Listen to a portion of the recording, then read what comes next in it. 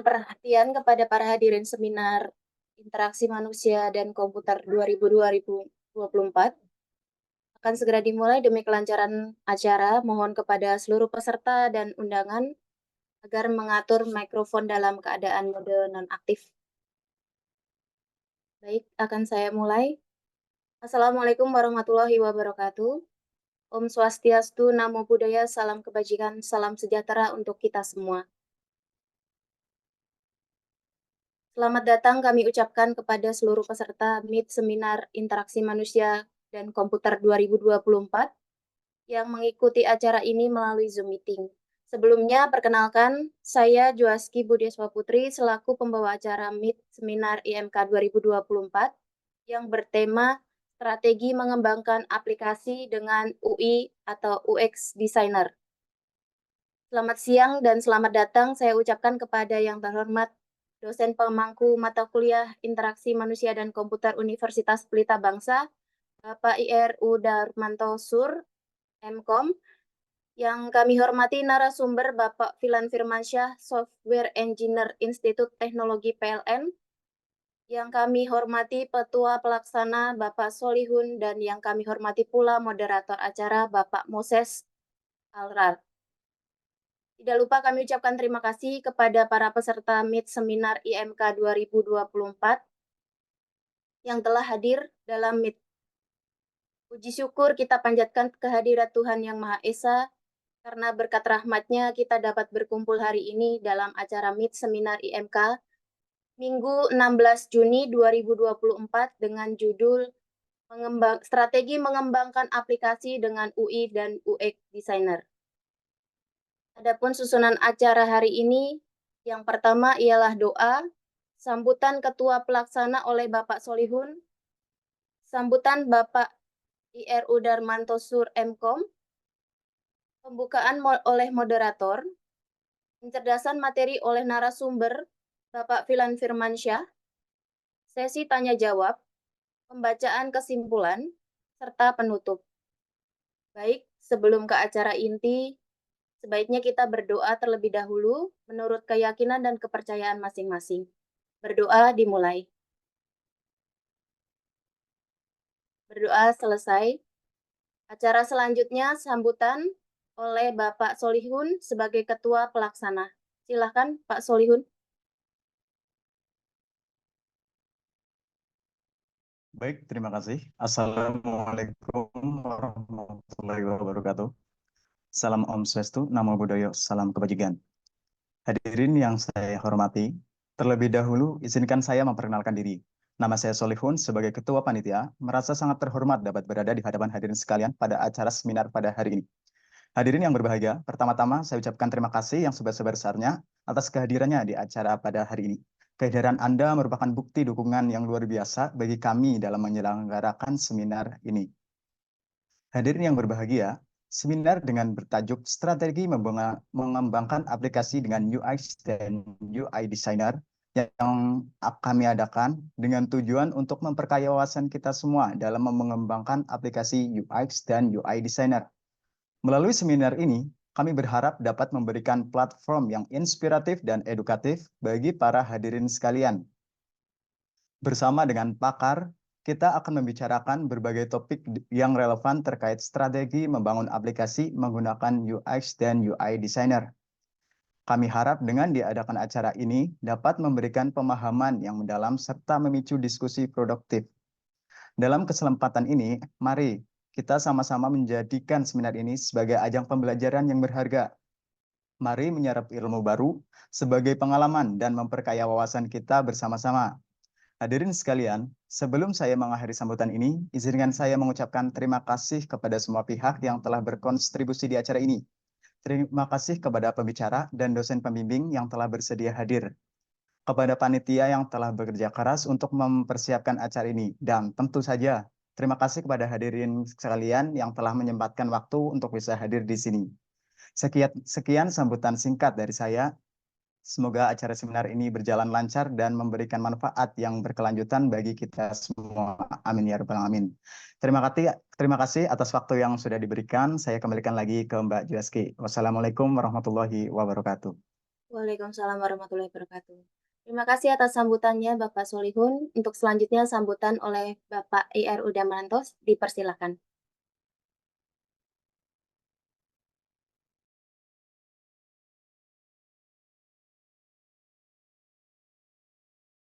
Mic-nya Pak belum diaktifkan. Ya, oke. Ya, baik. Terima kasih atas kesempatan yang diberikan kepada saya. Assalamualaikum warahmatullahi wabarakatuh. Salam kebajikan, salam sejahtera bagi kita semuanya. Oke, baik. Pertama-tama kita ucapkan puji syukur kepada Allah, di mana pada kesempatan ini kita masih bisa berkumpul di sini untuk mendengarkan, untuk mengikuti seminar interaksi manusia dan komputer dengan tajuk atau temanya strategi mengembangkan aplikasi dengan UX dan UX designer. Oke, ya, yang terhormat kepada narasumber Bapak, sebentar, Bapak Filan, kalau nggak salah Filan Firmansyah, ya mungkin sudah hadir kita di tengah-tengah kita. Yang terhormat kepada para dosen, mungkin aja yang ikut di sini, yang ikut seminar di sini, ya. Yang terhormat kepada para peserta, ya, terutama mahasiswa-mahasiswa saya, ya. Saya mengucapkan banyak terima kasih atas kesediaannya untuk mengikuti seminar ini. Ya, oke. Acara seminar ini diselenggarakan dalam rangka untuk memenuhi salah satu syarat, di mana syaratnya adalah syarat untuk syarat kampus merdeka, ya. Salah satu syarat kampus merdeka yaitu seminar per semester. Oke. Saya berharap dengan mengikuti seminar ini akan banyak pengetahuan yang akan kita terima, yang akan kita pelajari, ya. Terus saya juga banyak berterima kasih kepada panitia yang sudah bersusah payah untuk meluangkan waktunya sehingga terlaksana seminar ini, ya. Saya mewakili dari panitia, kalau ada kekurangan atau ya, kekurangan lah, ya, kekurangan, mohon dimaafkan karena kita sama-sama masih dalam taraf belajar, ya. Oke. Satu lagi, jangan sungkan untuk bertanya bila mana ada hal-hal yang kurang berkenan atau kurang dimengerti, ya, tanyakan karena ini kesempatan, ya, kesempatan berharga buat kita. Oke, nanti ditanya di sesi tanya jawab. Oke, baik. Saya akhiri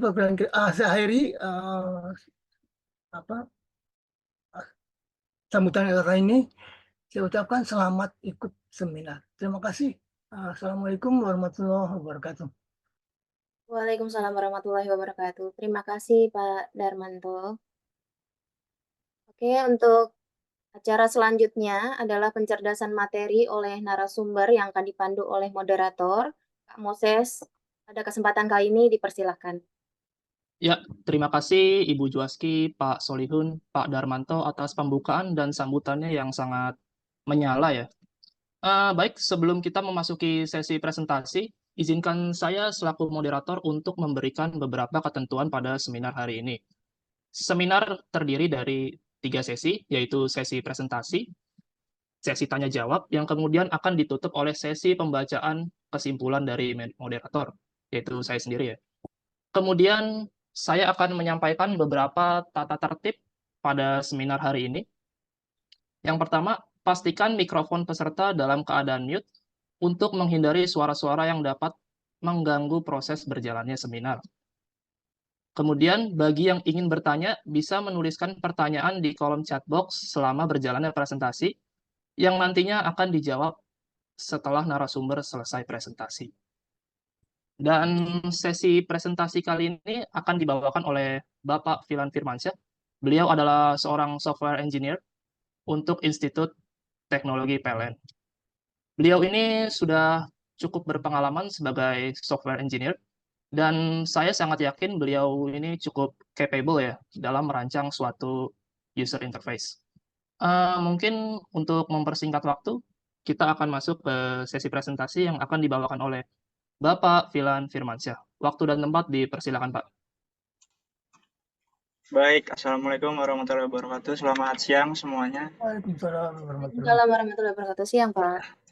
Terima kasih atas kesempatan diberikan pada panitia, tadi ketuanya Pak Solihun ya, pada MC Mbak Juaski, pengampu mata kuliah Pak Darmanto, mohon izin Pak. Ya, silakan. Terima kasih banyak atas kesempatan yang Silakan. diberikan. Lalu moderator Mas Moses. Suara saya terkopi dengan jelas ya? Cukup jelas, Pak. Jelas, Pak. Cukup jelas. Oke, silakan, Pak. Sebelumnya saya izin memperkenalkan diri, seperti yang sudah dikatakan sebelumnya, saya Filan Firmansyah, Bapak Ibu sekalian. Saya adalah software engineer saat ini di Institut Teknologi PLN.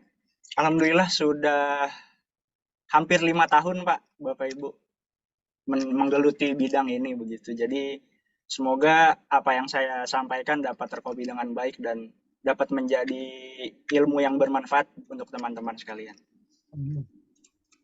Izin untuk share screen, Bapak Ibu.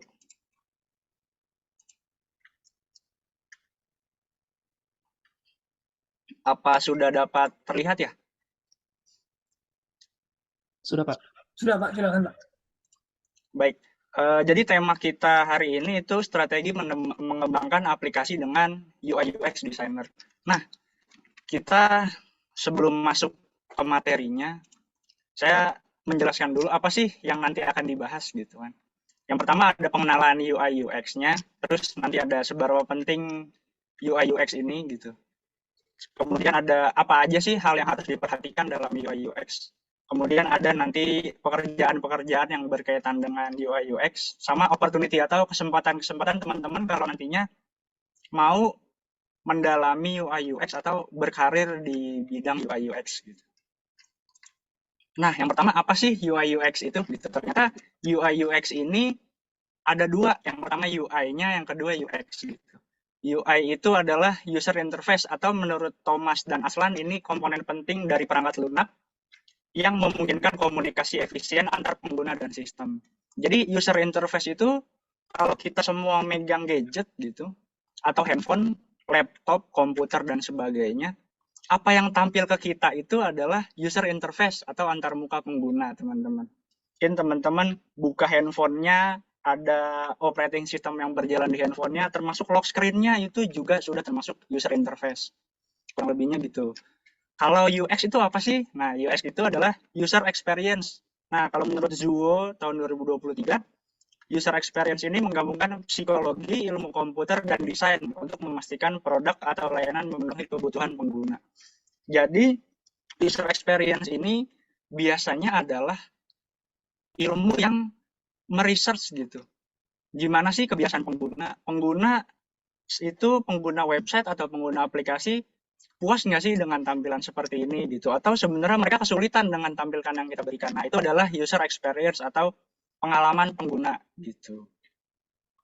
Nah, jadi UI dan UX ini berkaitan dengan mata kuliah yang diambil oleh Pak Darmanto sebenarnya, interaksi manusia dan komputer. Nah, ada beberapa jenis tuh interaksi manusia dan komputer, atau bahasa kerennya itu human computer interaction, Bapak Ibu. Ada jenis-jenisnya, ada text-based interaction. Nah, interaksi berbasis teks atau kita bahasa Indonesianya.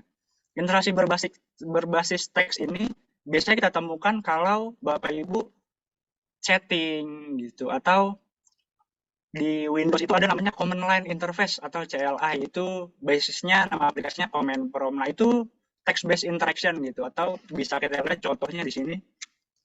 Nah, ini text-based interaction.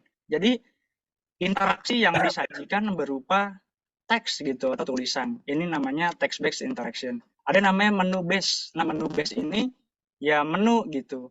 Jadi kalau teman-teman buka aplikasi, ada menu-menu yang disajikan, misalnya pada aplikasi Microsoft Word.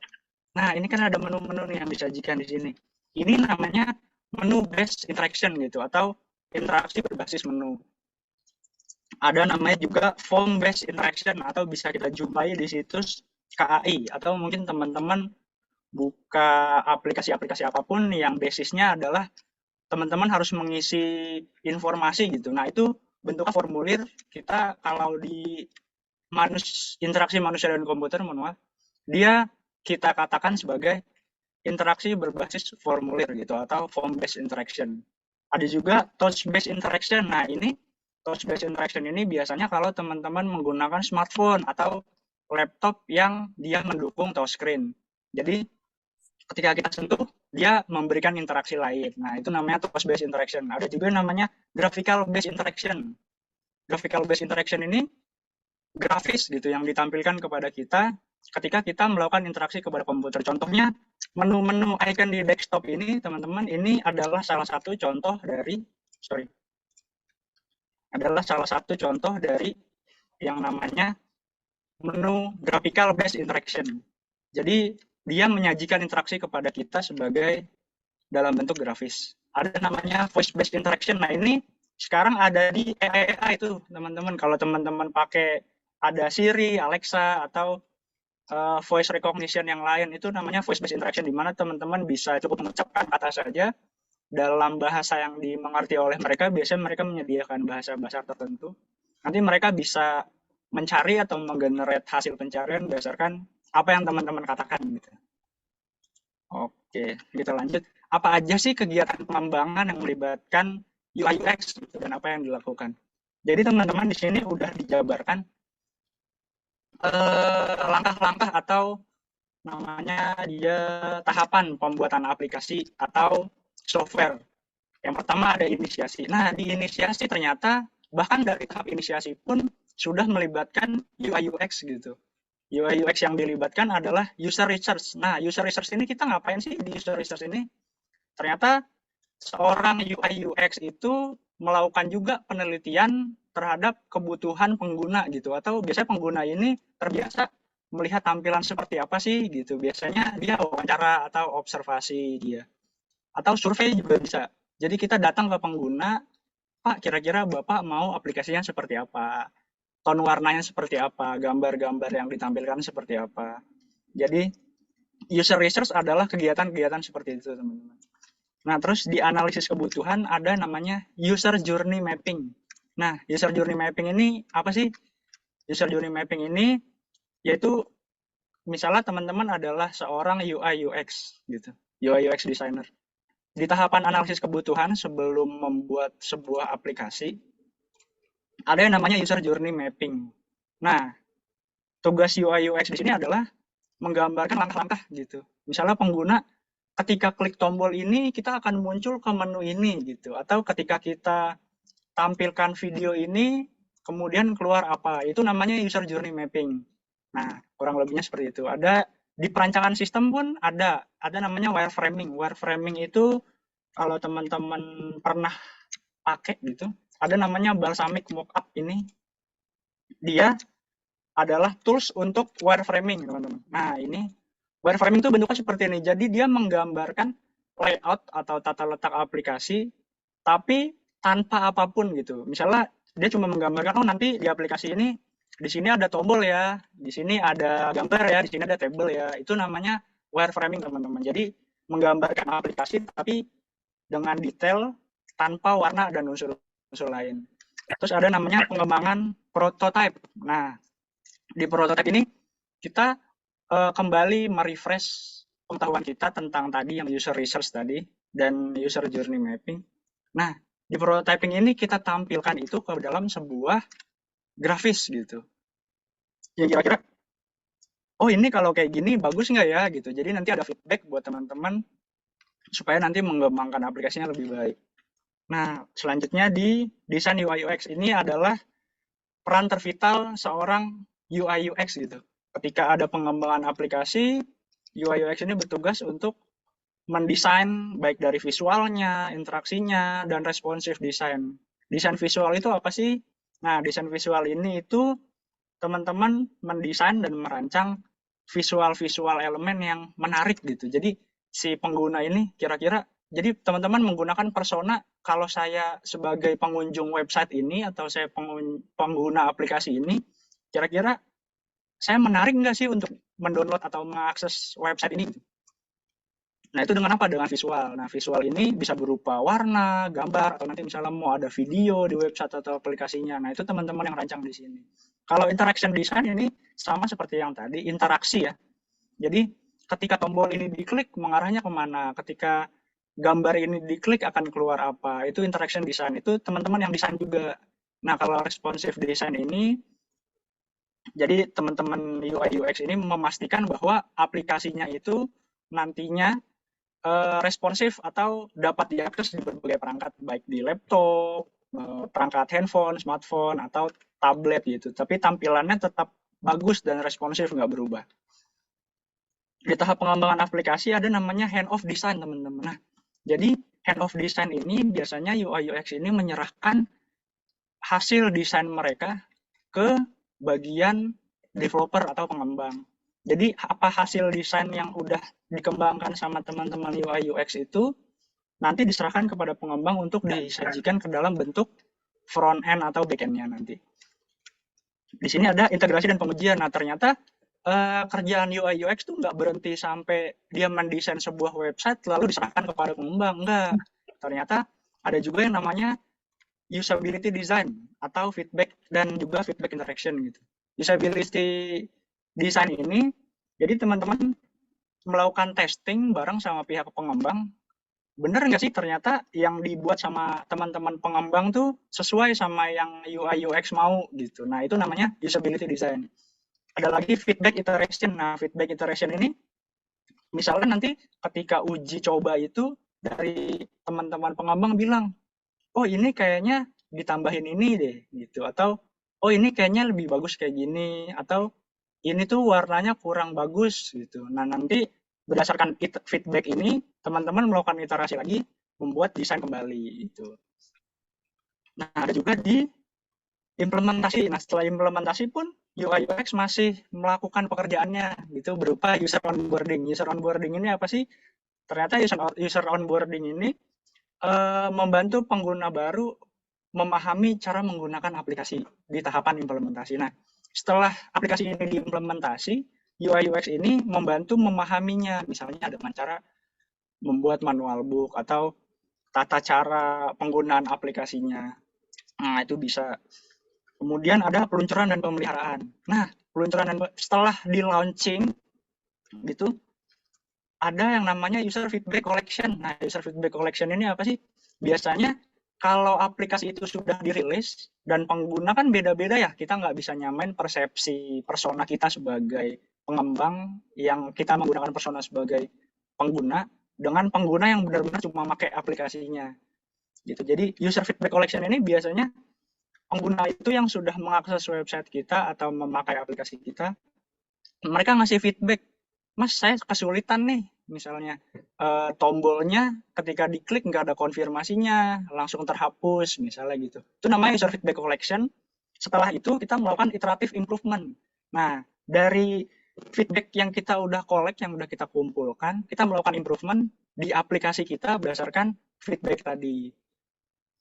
Nah, di terakhir, apakah setelah aplikasi ini rilis tugas UI UX selesai? Belum, gitu teman-teman. Ternyata kalau dia aplikasinya berkelanjutan, misalnya UI UX di platform yang berkelanjutan kayak Gojek, Tokopedia, dan segala macam itu kan dipakai terus-menerus ya teman-teman.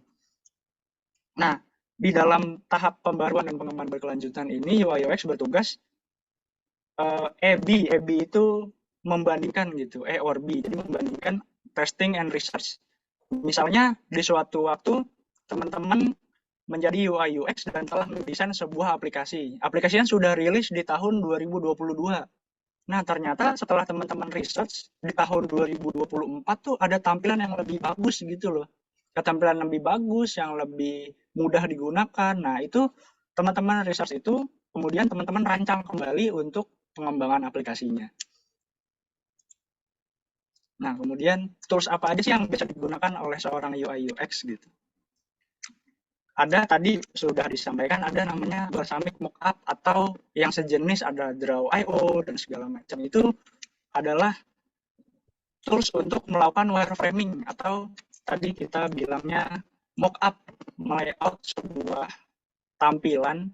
Jadi kita tahu nih di tampilan ini nantinya ada table, ada chart, ada button, ada back picture dan segala macam itu. Ini untuk komunikasi yang lebih baik ke pihak pengembang. Jadi pengembang tuh nggak lagi meraba-raba karena sudah ada mock-up-nya.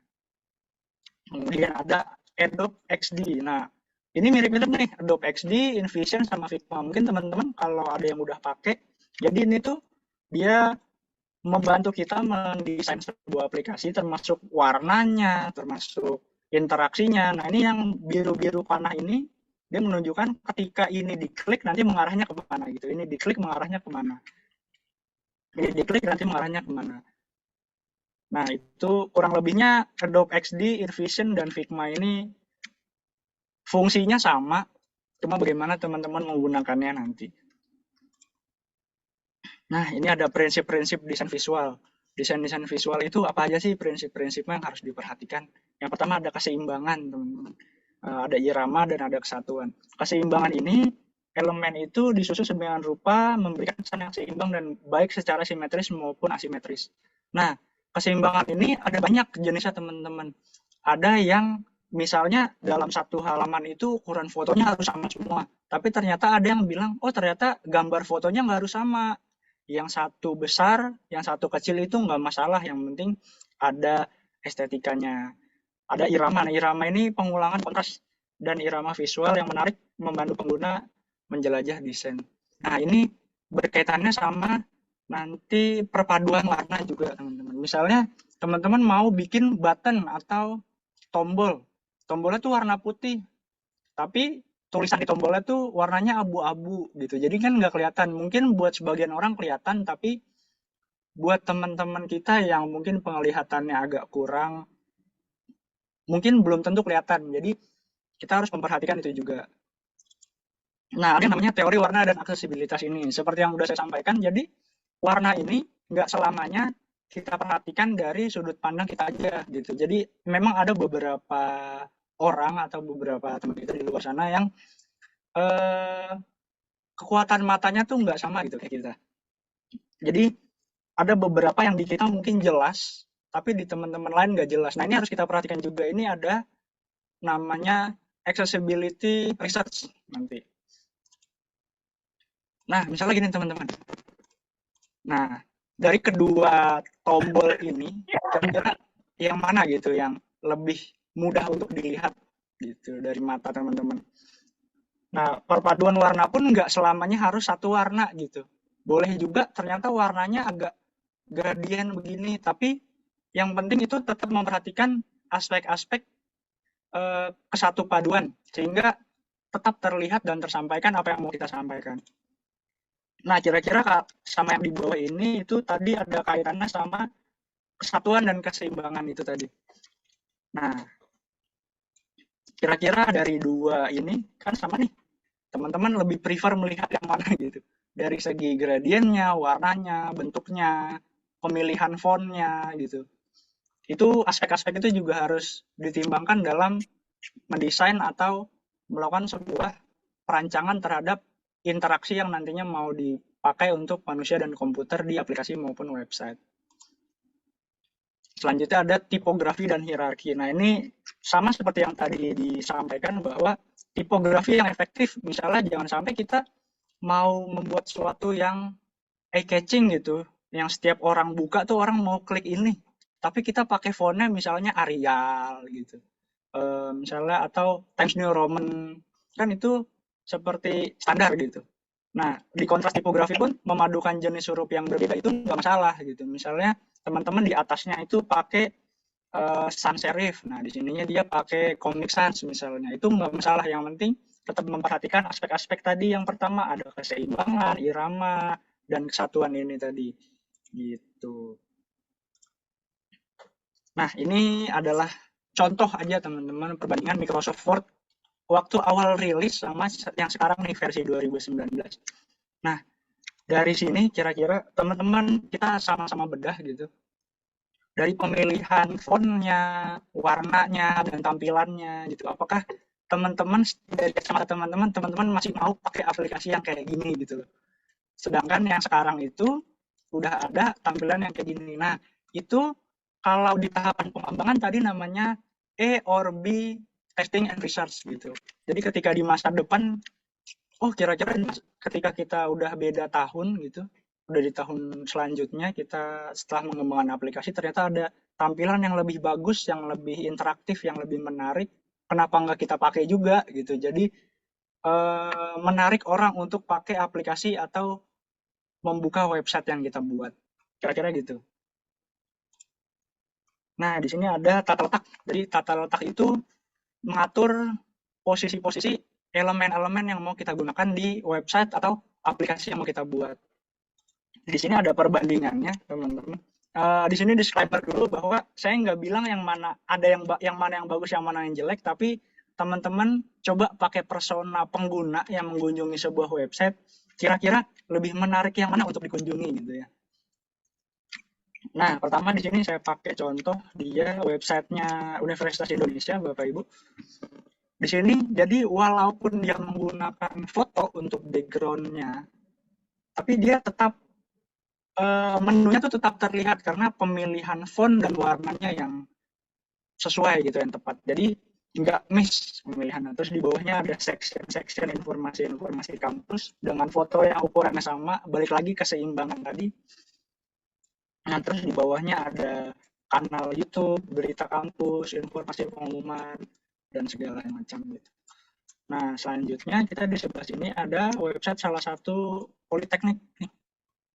Nah, di sini sama, dia sebetulnya ada fotonya sebagai background besar utama, ada ucapannya di bawah, section-section dengan warna-warna yang nggak terlalu kontras, terus dengan pemilihan font yang seperti ini ke bawah, dan sectionnya segitu saja. Nah, sekali lagi saya nggak bilang ada yang bagus ada yang jelek, tapi teman-teman coba pakai persona sebagai pengunjung gitu, kira-kira kalau ada dua website dengan tipe seperti ini, teman-teman lebih prefer dan lebih menyenangkan mengunjungi website yang mana gitu. Nah, terus ini ada lagi perbandingan tampilan dari Facebook. Mungkin teman-teman semua, Bapak Ibu, ada yang main Facebook gitu, zaman dulu ternyata tampilannya kayak gini. Tampilannya fotonya yang ukurannya sama, fontnya yang kecil-kecil gitu kan. Nah, tapi sekarang tampilan Facebook tuh sudah lebih bagus gitu, kita bilangnya bagus. Karena itu tadi ada research yang dimana ketika sudah di-launching aplikasinya, kemudian UI UX ini meriset, oh ternyata ada tampilan interaktif yang lebih bagus lagi gitu, yang lebih menarik lagi, supaya pengguna tuh lebih mau pakai aplikasi kita, lebih tertarik. Kenapa nggak kita pakai aja gitu. Ini pun sama Instagram. Jadi sekali lagi saya nggak bilang yang mana yang jelek, yang mana yang bagus, tapi teman-teman pakai persona sendiri aja. Kira-kira lebih nyaman pakai yang mana gitu. Oke, nah kita lanjut ke apa aja sih job title yang berkaitan dengan UI UX gitu. Kan teman-teman di sini misalnya, saya mau ngedalemin lagi nih UI UX, ternyata menarik gitu. Ada beberapa job title teman-teman, nggak cuma UI UX aja ternyata itu ada UI designer, ada UX designer, UX researcher, front end developer atau UI engineer, interaction designer, product designer, dan sebagainya. UI designer nih apa sih tugasnya gitu? UI designer ini dia fokusnya itu bikin elemen grafis sama warna dan tipografi. Jadi kayak desain website yang tadi itu namanya itu UI designer. Biasanya dia pakainya Figma, Adobe XD kayak yang tadi disampaikan. Ada namanya UX designer. Nah, UX designer ini ternyata beda UI sama UX designer. Kalau UX designer ini dia lebih ke arah wireframe-nya, dia bikin wireframe, dia bikin prototyping dan segala macam gitu. Itu di UX designer, sorry. Kalau UI designer tadi dia bikin tampilannya. Terus ada dia front end developer atau ada UX researcher dulu ya. UX researcher ini dia survei. Dia nih tugasnya survei atau penelitian untuk memastikan kebutuhan pengguna tuh apa aja sih gitu. Sekarang tuh masyarakat tuh lebih suka aplikasi yang kayak gimana sih, atau misalnya warna-warna seperti apa sih yang menarik di mata-mata pengunjung gitu. Itu di UX researcher. Ada namanya front UI engineer. Sebenarnya namanya user interface engineer.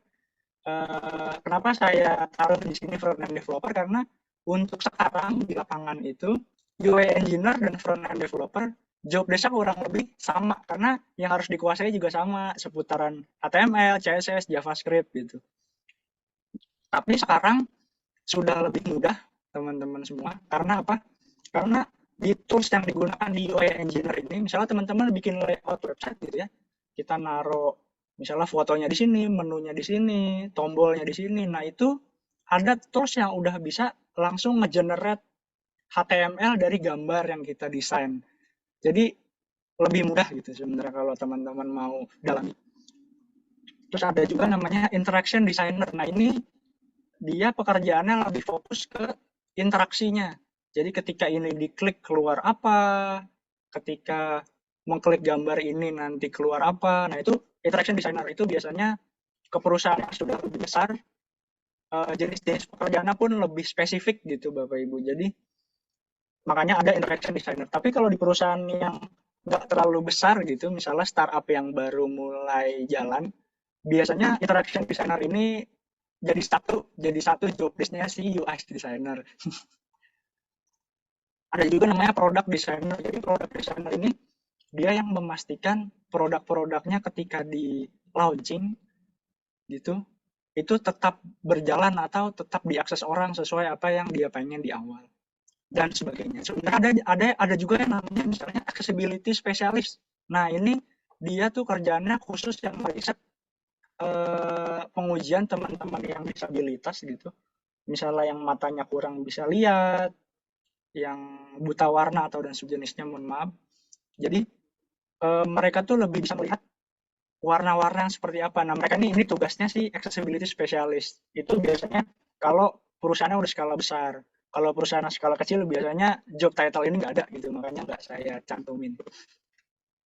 Nah, ketika teman-teman udah mendalami ini, ternyata kesempatan berkarirnya nggak sedikit gitu teman-teman. Bisa dibilang cukup banyak. Ini saya ambil dari beberapa platform yang biasa dipakai untuk job seeker. Ada di Jobstreet dengan keyword UI UX ternyata ada 315 lowongan. Banyak sekali ini untuk ukuran lowongan gitu. Terus kemudian ada di Glassdoor dengan keywordnya UI UX designer, hanya UI UX designer itu, belum researcher dan UI engineer segala macam. Itu di Indonesia ada 92 lowongan. Nah kemudian ada di Indeed itu dengan keyword UI UX designer kembali, tidak mencantumkan yang lain, UX researcher, front-end developer dan sebagainya.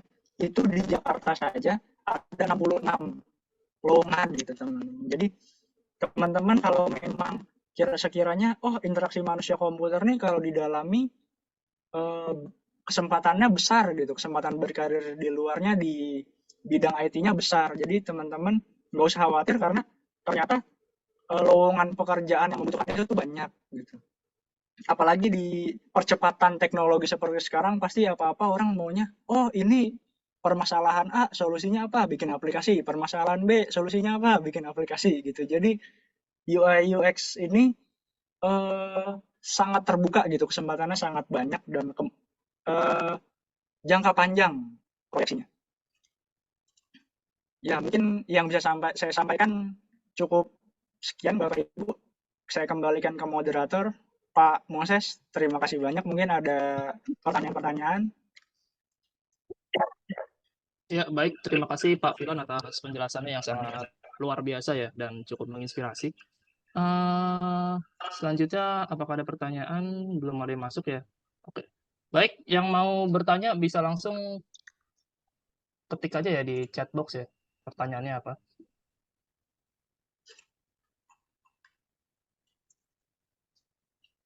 Baik, sudah ada satu pertanyaan yang masuk Pak Filan dari Mbak Juaski Budi ya. Oke. Izin bertanya, job title mana yang paling banyak penghasilannya, Pak? Wah, ini sangat manusiawi sekali pertanyaannya. Mau dijawab langsung, Pak Filan, atau ditampung dulu? Boleh, kita langsung aja. Jadi, job title mana yang paling banyak penghasilannya? Untuk sekarang ya, untuk sekarang itu job title mana yang paling banyak penghasilannya itu relatif sih. Kita nggak bisa nilai, ternyata UI di Jakarta tuh UI engineer tuh salary-nya lebih besar gitu. Kita nggak bisa ini karena relatif gitu. Bisa jadi UI engineer di perusahaan A sama di perusahaan B itu salary-nya beda. Nah, gitu. Jadi kita nggak bisa objektif ke sana. Saran-saran saya mungkin teman-teman yang masih mendalami kuliahnya nanti fresh graduate, mungkin nanti bisa coba-coba. Biasanya di platform-platform job seeker itu udah ada range gajinya tuh untuk job title tertentu. Nanti mungkin bisa di sana gitu. Tapi saya jamin kalau di IT itu minimal di atas UMR. Jadi gitu. Ada lagi, Mas Masis? Baik, ada pertanyaan kedua nih Pak dari Muhammad Aldiansyah ya. Izin bertanya, untuk memulai UI designer itu dimulai dari mana ya Kak? Kurang lebih seperti itu Pak. Nah, oke. UI designer dimulai dari mana? UI designer ini mungkin teman-teman bisa mulai kalau emang teman-teman mau mendalami UI designer gitu ya. Teman-teman bisa mulai research atau langsung buka website-website yang kunjungannya tuh banyak. Biasanya kalau teman-teman ketik misalnya di Google gitu, kampus di Indonesia misalnya gitu. Dia yang paling atas itu biasanya yang paling banyak engagement-nya. Nah, teman-teman klik aja itu, terus mulai dipelajari tuh elemen-elemen apa aja sih yang dipakai gitu, supaya website-nya menarik dan banyak dibuka. Pun aplikasi pun sama, misalnya teman-teman buka Play Store atau App Store gitu, aplikasi-aplikasi yang paling banyak di-download, teman-teman buka satu-satu dan teman-teman teliti. Jadi ini tampilannya apa sih kok bisa banyak orang mau download gitu, fiturnya apa aja sih kok banyak orang mau make. Kira-kira kalau mau dimulai dari situ dulu gitu, baru nanti kita mulai bicara cara memakai toolsnya dan segala macam gitu. Jadi esensi-esensi website dan aplikasi yang menarik tuh harus dipunyai dulu sama teman-teman, baru bisa mulai pakai tools dan yang lain-lain. Gitu kurang lebihnya. Siapa Baik. tadi? Muhammad, terima kasih. Muhammad Aldiansyah. Oke, terima kasih Pak Filan. Oke, selanjutnya ada pertanyaan dari Dewi ya. Wah, ini namanya pasaran nih Dewi nih ya. Oke. Izin bertanya Kak, bagaimana cara membuat desain yang user friendly untuk Gen X dan Baby Boomer? Wah, ini Wah, menarik. ini Silakan bagus Pak, nih pertanyaannya, bagus nih. dijawab. Jadi untuk sekarang yang ada di lapangan itu solusinya ada dua, teman-teman semua. Solusinya ada dua. Yang pertama adalah menyatukan. Jadi teman-teman nanti research Gen X nih sukanya apa sih, tampilannya kayak gimana sih gitu. Terus Baby Boomer nih sukanya apa sih gitu. Nanti teman-teman research, berdasarkan itu teman-teman kembangkan aplikasi yang memuat keinginan-keinginan itu. Itu solusi pertama. Atau solusi keduanya, ini saya sempat baca artikel beberapa hari yang lalu, solusi ini dipakai sama Bank BCA, teman-teman sekalian. Jadi kalau teman-teman perhatikan, Bank BCA itu punya dua platform m-banking ternyata. Ada BCA Mobile sama My BCA. Nah itu tampilannya beda banget, hampir 360 derajat beda. Kalau di BCA Mobile itu lebih simple. Menu-menunya cuma ada menu transfer, menu top up dan pembayaran. Udah, nggak ada yang lain.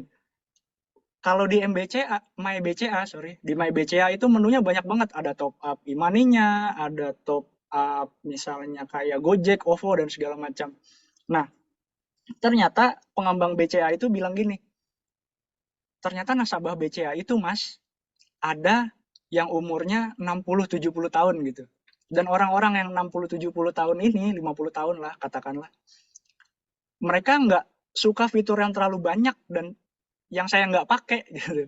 Makanya BCA itu mengembangkan aplikasi My BCA, tapi tetap ada BCA Mobile-nya nggak dihilangkan. Jadi pasarnya itu yang My BCA untuk generasi sekarang lah, yang apa-apa maunya di handphone gitu, termasuk top up dan sebagainya.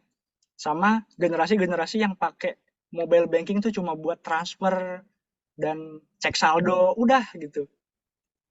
Makanya, nah itu solusi yang kedua. Jadi solusi yang kedua itu dibuat dua aplikasi gitu. Nanti persona pengguna sendiri yang milih dia mau pakai yang mana nih yang lebih gampang di dia. Kira-kira seperti itu, Mas Moses. Mbak Dewi, terima kasih. Mungkin masih kurang jelas jawabannya. Sudah sangat jelas sih Pak, sepertinya. Apakah ada pertanyaan tambahan? Sepertinya sih cukup ya, 3 pertanyaan ya. Baik, dengan dijawabnya pertanyaan dari Mbak Dewi oleh Pak Filan, itu menandakan dari akhirnya sesi tanya jawab kali ini. Dan terima kasih Pak Filan. Tapi sebelum kita masuk ke sesi pembacaan kesimpulan, apakah ada tambahan dari Pak Filan? Tambahan sedikit pantun mungkin boleh Pak? Kalau pantun nggak ada, tapi mungkin tambahannya gini teman-teman. Kalau teman-teman mau mendalami di sini, atau mungkin ada teman-teman yang sebenarnya udah bekerja di bidang IT gitu. Sepengalaman saya di bidang IT, di awal itu misalnya teman-teman baru dapat pekerjaan pertama, jangan harapkan dulu, jangan terlalu berekspektasi sama gaji yang besar gitu. Tapi karena IT ini proyeksinya jangka panjang gitu teman-teman. Jadi ketika kita mendapatkan pekerjaan pertama, pakailah pekerjaan pertama itu buat nyerap ilmu dari sekitar gitu. Jadi ketika teman-teman nanti udah cukup, dirasa cukup ilmunya, baru nanti teman-teman bolehlah nanti mempertimbangkan uang dan sebagainya untuk mencari pekerjaan yang baru. Kira-kira begitu Pak Moses dan teman-teman semua. Ya, terima kasih Pak Filan. Baik, selanjutnya adalah sesi pembacaan kesimpulan dari saya sendiri. Oke, baik. Kesimpulannya adalah nomor 1, UI UX dapat memudahkan dan membuat pengguna menjadi lebih efisien dalam menggunakan software. Kemudian ada nomor 2, UI UX designer harus saling bersinergi dengan software developer. Terusnya, UI UX designer harus mensosialisasikan kepada pengguna baru untuk tata cara penggunaan software yang nantinya akan dapat feedback lagi dari pengguna baru tersebut. Lalu UI UX designer harus tetap update dengan tren user interface terbaru. Dan yang terakhir adalah banyak job title yang berkaitan dengan UI UX, sehingga bisa dibilang bidang ini tuh sangat menjanjikan ya untuk dijadikan karir profesional ke depannya. Baik, mungkin cukup sekian pembacaan kesimpulan dari saya, dan maka selanjutnya akan dilanjutkan oleh Ibu Juaski selaku MC. Terima kasih. Baik, terima kasih kepada moderator dan narasumber yang telah mengisi acara pencerdasan materi. Dengan berakhirnya pembacaan kesimpulan, maka berakhir sudah acara seminar interaksi manusia dan komputer tahun 2024. Saya mewakili seluruh panitia MIT mengucapkan terima kasih dan memohon maaf apabila terdapat kesalahan dalam segala pelaksanaan acara, serta saya mengucapkan terima kasih kepada seluruh pihak yang telah membantu diselenggarakannya acara ini. Dan juga kepada para hadirin yang sudah meluangkan waktunya untuk hadir dalam acara MIT Seminar IMK 2024. Saya memohon maaf apabila ada salah kata dan perbuatan yang menyinggung. Akhir kata saya ucapkan Om Santi Santi Santi Om. Wassalamualaikum warahmatullahi wabarakatuh. Saya Juaski Budeswa Putri pamit undur diri. Terima kasih. Waalaikumsalam.